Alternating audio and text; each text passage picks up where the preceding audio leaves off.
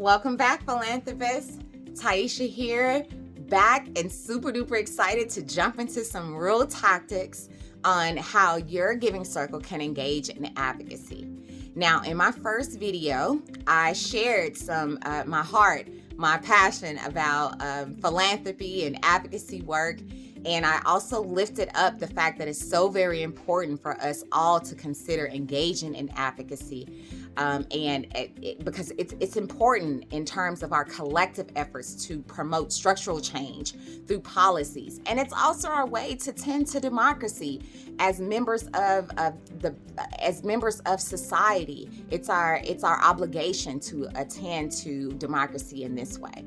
So this applies, this advocacy work, it applies whether your giving circle is political or not. Now, I am very excited to jump into the meat and to share some tactics that I feel will help get you all started.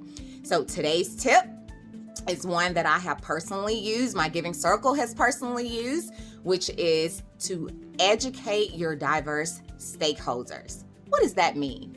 Well, educating your diverse stakeholders first off includes your members, the members of your giving circles, your supporters, donors, such as your corporate sponsors, et cetera, because learning is a huge part of our giving circle experience, and providing education to our members about the issues and how it can advance the mission of our work, our collective work, or even just your giving circle work will be very helpful in this regard. So in addition to conducting issue research and engaging your members around the issue areas, it's also good to educate your members on the elected officials at the local, state, and federal level that will sponsor policies to address it.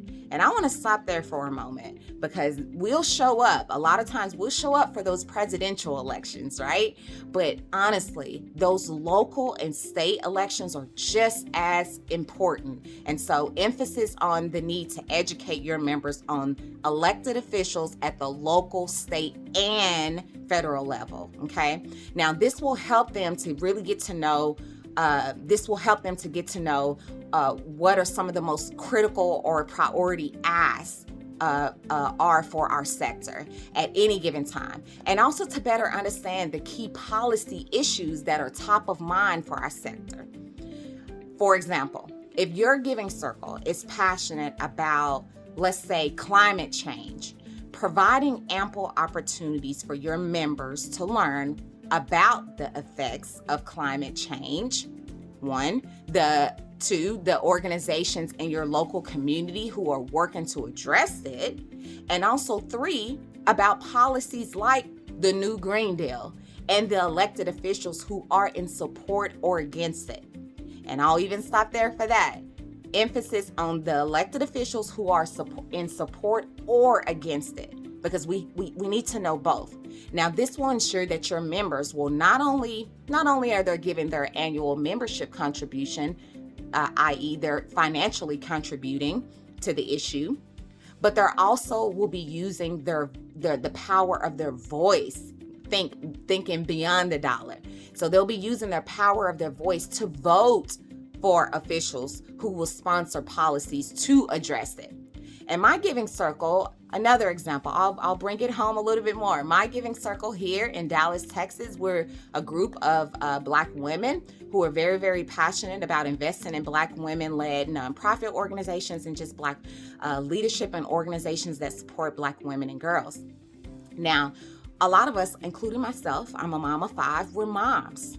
And so things like maternity leave is very important to us, as well as paternity leave. I have a husband, and I would like for him, I enjoyed him having time off to be with my children. And so our founder, she went out to our local city councils to advocate for a policy that will allow paternity leave for dads. And so we went, to go out and to be a voice and to sponsor and to support the elected official that was sponsoring that paternity leave policy was very important to our work. And so that's a real example, which also, by the way, that paternity leave policy was passed here locally in my local community. And so shout out to my giving circle for making that happen and advocating on that issue.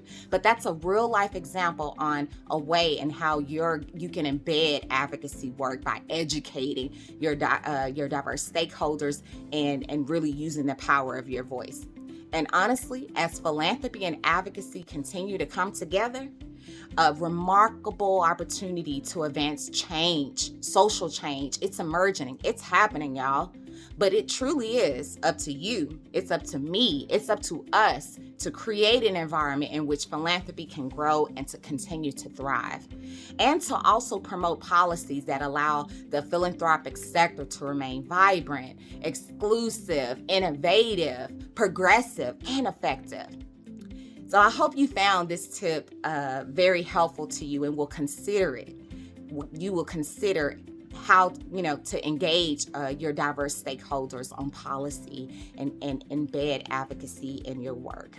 I'll see you at the next Tips with Taisha, where I'll go over another tactic for advocating for change through the lens of advocacy. See you later.